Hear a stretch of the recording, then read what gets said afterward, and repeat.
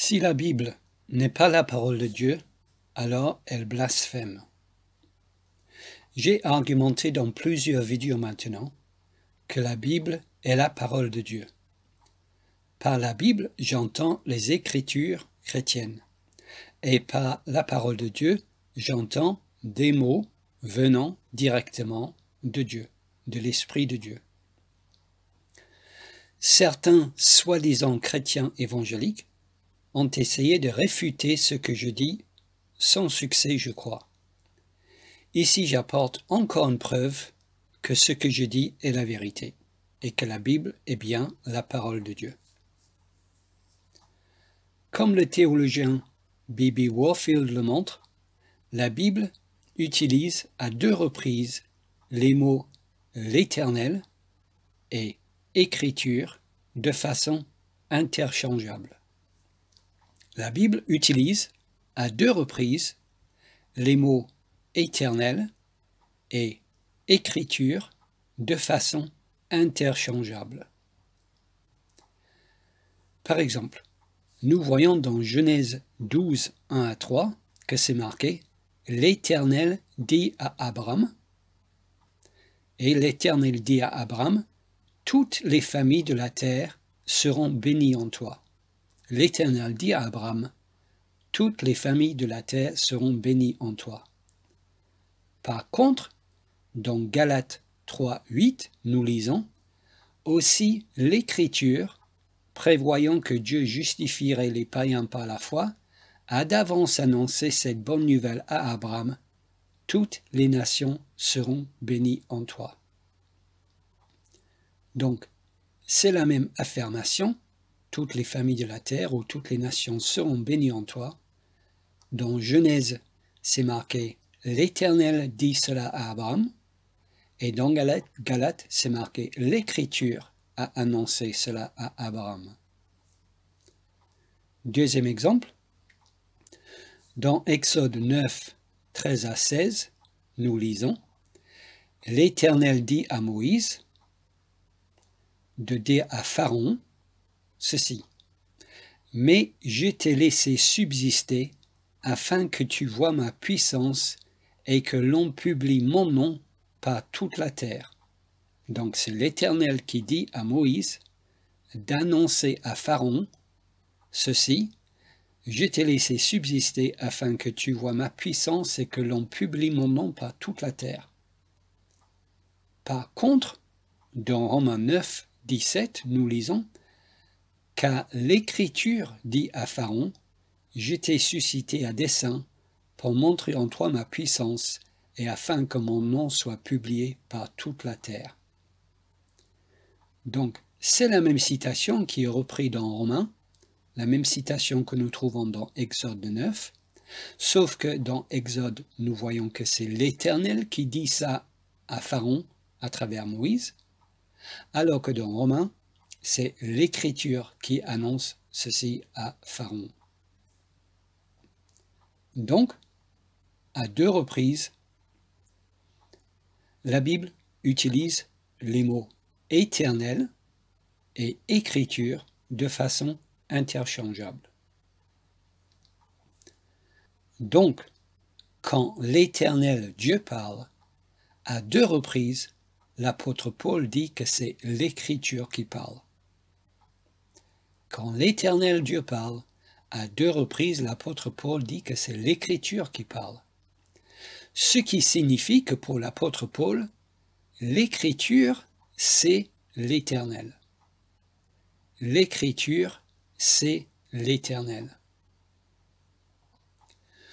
Vous vous rendez compte de l'importance que ce que la Bible fait ici. Si l'Écriture n'est pas de nature divine, la Bible commet un blasphème contre Dieu en désignant l'Écriture comme l'Éternel. Car nous voyons clairement que dans l'Ancien Testament, c'est Dieu qui parle, mais dans le Nouveau Testament, Paul dit que c'est l'Écriture qui parle. Pourquoi l'apôtre Paul désigne-t-il l'Écriture comme l'Éternel de cette façon? Parce que pour l'apôtre Paul, Dieu et l'Écriture, c'est la même chose. Dieu et l'écriture, c'est la même chose. C'est-à-dire que l'écriture est la pensée de Dieu. L'écriture, c'est la pensée de Dieu. Comme je l'ai déjà montré dans une autre vidéo, la Bible nomme deux choses comme étant la parole de Dieu. La Bible nomme deux choses comme étant la parole de Dieu. Elle-même et le Fils de Dieu, Jésus. Hébreux 4,12. Car la parole de Dieu est vivante et efficace, plus tranchante qu'une épée quelconque à deux tranchants, pénétrante jusqu'à partager âme et esprit, jointure et moelle, elle juge les sentiments et les pensées du cœur. L'épée à deux tranchants ici, la parole de Dieu, c'est la Bible. Le contexte le montre. Par contre, la Bible dit aussi, « Et la parole a été faite chair, et elle a habité parmi nous, pleine de grâce et de vérité. Et nous avons contemplé sa gloire, une gloire comme la gloire du Fils unique venu du Père. » Jean 1, 14.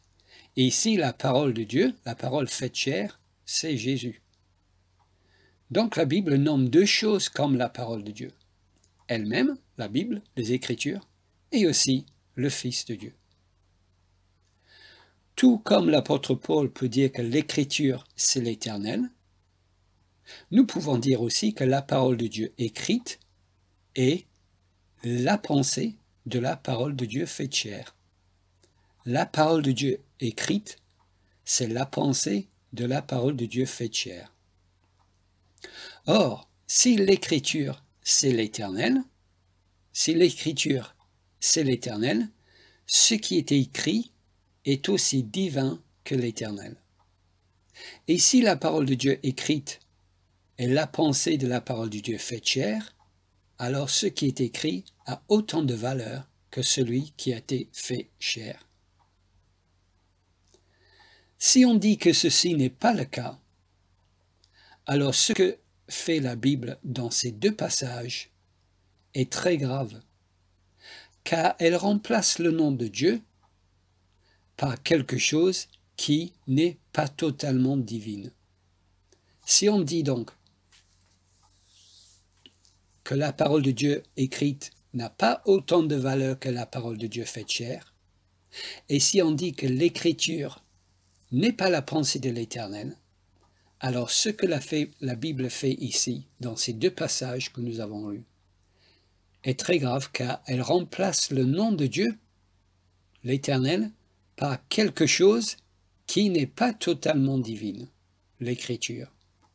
Si l'Écriture n'est pas de nature divine, la Bible commet un blasphème contre Dieu ici. Si l'Écriture n'a pas autant de valeur que Dieu lui-même, alors la Bible transgresse le premier commandement en désignant l'Écriture comme l'Éternel. En faisant cela, la Bible élève l'Écriture au rang de Dieu. Bref, si l'Écriture n'est pas de nature divine, la Bible est un livre blasphématoire et donc immoral. Si la Bible n'est pas la parole de Dieu, alors la Bible blasphème. Il ne faut surtout pas la lire. Il n'y a pas de demi-mesure. Donc, dire que la Bible est un livre inspiré de Dieu, mais n'est pas la parole de Dieu, comme le disent certaines personnes qui se disent chrétiens et qui ont attaqué ma position, dire que la Bible est un livre inspiré de Dieu, mais pas la parole de Dieu, n'a pas de sens. Soit elle est la parole de Dieu, soit elle n'est pas, et si elle ne l'est pas, elle ment sur elle-même. Dans ce cas, la Bible ne peut pas être un livre inspiré de Dieu, car elle blasphème Dieu. Dieu inspire-t-il un livre qui le blasphème? Non. Chrétiens évangéliques, soyons sérieux. Puisque la Bible associe l'Écriture et Dieu, puisque la Bible désigne l'Écriture comme l'Éternel, alors il s'ensuit forcément que la Bible est de nature divine. Il s'ensuit forcément que la Bible a autant de valeur que Dieu lui-même, sinon elle blasphème. Nous devons donc autant de révérence et autant d'adoration envers la Bible qu'envers Dieu lui-même. Oui, nous devons autant de révérence et autant d'adoration envers la Bible qu'envers Dieu lui-même. Attention, pas le papier et l'encre, je ne parle pas du papier et de l'encre, je parle des propositions que la Bible contient. Nous devons autant de révérence et autant d'adoration envers les propositions de la Bible qu'envers Dieu lui-même. Car ces propositions sont la pensée de Dieu. Ces propositions dans la Bible sont la pensée de Dieu. Et la pensée de Dieu proclamée, donc la parole de Dieu. Bref, puisque l'Éternel, c'est l'Écriture, alors il est évident que la Bible, les Écritures chrétiennes, est bien la parole de Dieu.